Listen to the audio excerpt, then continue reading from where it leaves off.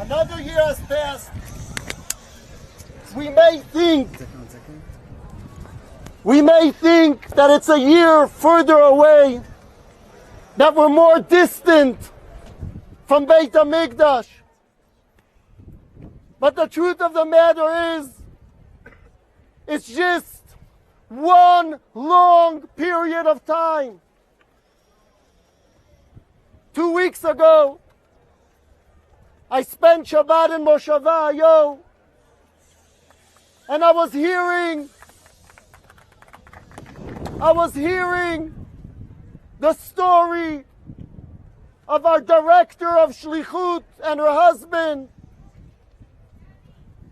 Dvora and Ezra Star, about their son Gavriel, who a little less than a year ago was injured in Gaza.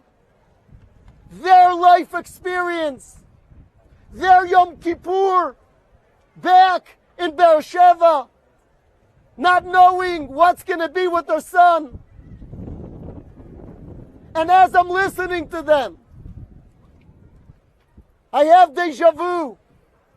I go back 14 years to the same experience that we had as a family. Almost detail by detail, same story. 14 years ago, my nephew, a Hesder soldier in Yeshivat Kriyat Shmona,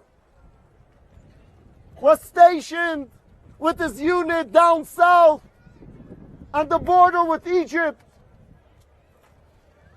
And a terror group coming in from the desert of Egypt caught them unready. Even though our soldiers were shooting back, my nephew's best friend, Netanel Yahalomi, was killed on the spot. And my nephew at that point, we thought, was seriously injured. It's Friday. My sister calls me and says, we're heading down to Soroka in Beersheba. Same story, same location, same hospital that I just heard from the stars. We don't know the situation. My brother-in-law is already there. It's Friday afternoon. I run into the kitchen. I grab whatever I can to bring down to the hospital for Shabbat, for my sister, for the family. And that hour drive from my home all the way to Soroka, to the hospital in Beersheba, was the longest hour of my life. It was an hour that you don't know what you're going to hear, what news they're going to tell you about your nephew. And as I enter the hospital, I just walk in.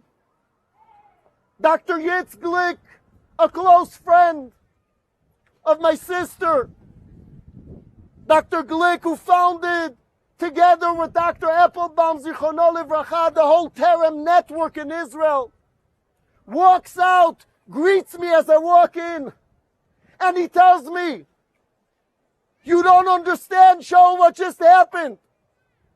Hashem held those bullets in Mati's body, and he was taking them, and this was his hands motions. I remember it like today. He was doing these hands motions. He was taking the bullets in between his body, in between the organs, making sure it doesn't touch one organ. And it goes out from his back. He said it's going to take time to recover, but he's going to be fine." And 14 years later, same story of Gavriel Star. 5 bullets. One still is in his shoulder. But same story, Hashem holding those bullets, going in between his organs. Not one organ touched. It's not a year later from Beit HaMikdash. It's just one long connected period. My children, who spend already hundreds of days in Gaza and in Lebanon, And I shared this testimonial almost with every one of you on your buses. Every home in Gaza, every home in Lebanon has this picture. What you just see over here. That's what they have. And my children tell me, as we as Chayalei Israel walk into these homes to clean them out, that they cannot hurt the Jewish people. In our mind is that we want a Mikdash over there.